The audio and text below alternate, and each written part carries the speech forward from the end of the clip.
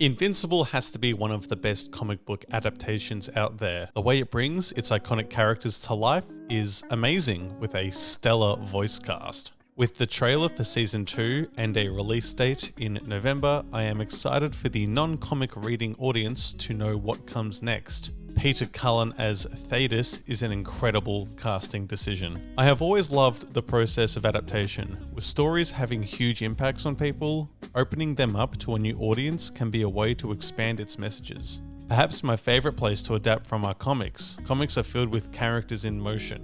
Superheroes in particular are great given their powerful and exciting images. Many find the superhero genre overdone due to how many Marvel movies and shows being constantly released. This opens up parodies and satire in the form of The Boys and Invincible.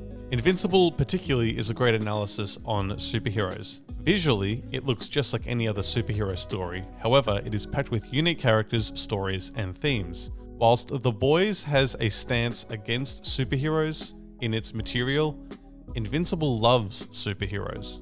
Even though there is so much amazing story to tell, what if I told you Invincible's best issue is two characters talking in a dorm room? No broken bones, no leveled cities, just dialogue. What if I also told you this will be adapted in Season 2?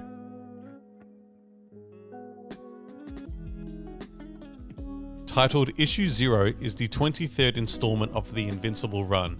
It was created to be a recap for newer readers about Mark's origin. It fits directly between issues 22 and 23. It's difficult to set up the context for this issue as the previous issue is a collection of mini-stories. But for context, 10 issues prior, Omni-Man beat Mark and then left the planet. Mark, from this moment, has continued to be a superhero. Amber and Mark are dating still, and she is suspicious about his activities and how he will vanish for extended periods of time. She expressed this in the 22nd issue to her friend and how she thinks Mark is a drug dealer. At the end of the same issue, Mark reveals to Amber he is invincible. Here is where issue 0 begins. Issue 0 begins with Amber asking Mark to tell her the story of becoming a superhero. Looking at the page, we are introduced to a panel layout that sticks throughout the issue. We can see a clear division of 3 throughout the page. 5 panels on the top and bottom and a large panel in the middle. This is consistent throughout the whole chapter. There is one place where we see this diverge, where Mark tells the time he unlocked his powers. We see Mark say it's about time, which has a new comedic meaning in this issue, as he is now explaining his powers to Amber. Mark goes into lots of details about his superhero journey and the challenges he has faced and conquered. Viltrumites are really overpowered, and Mark has mostly taken care of his enemies with ease. Mark talks through his early days fighting with his father Omni-Man. This is where we start to see the contrast between Mark telling the story and the memories he has.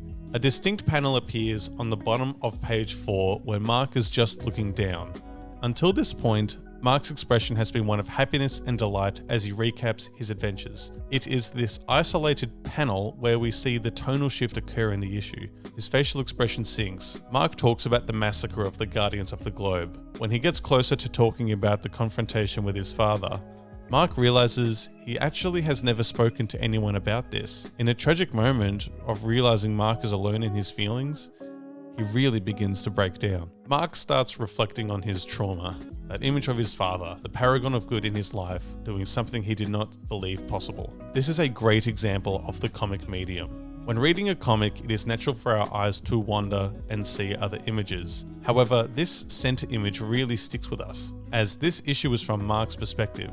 We really get inside his head. Given Mark is unable to unsee the image of the immortal being impaled, neither can we. This all culminates in a double spread featuring Omni-Man beating Mark, a harrowing memory that Mark will never forget. His lowest moment is when he tells Amber that everything his father told him was a lie. This impacts Mark as his whole life crumbles to pieces. Being a superhero was everything Mark valued in his life, but Mark Grayson is more than invincible. In this lowest moment, Amber tells Mark that she loves him. This makes Mark realize that even though being a superhero is something he's always wanted to be his whole life, having loved ones makes life that much better.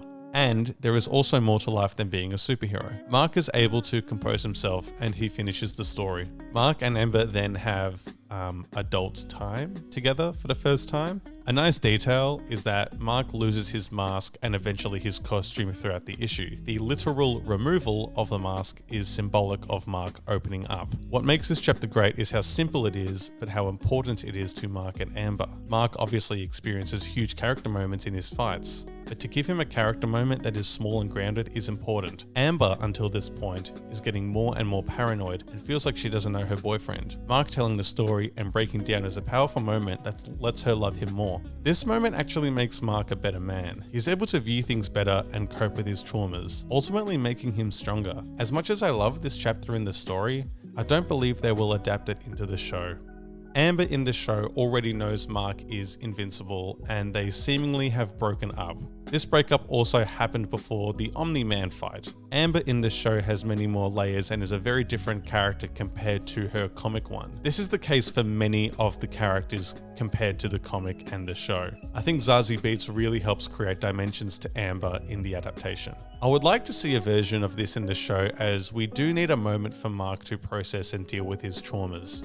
Mark is one of the strongest beings in the universe, and this makes him invincible in a lot of ways, but it is the invincible will he has, and the power to possess through the impossible, that makes him who he really is. Thank you for watching this video.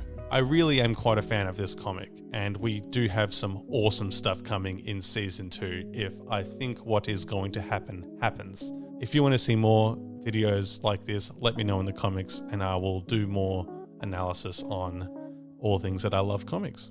Thank you.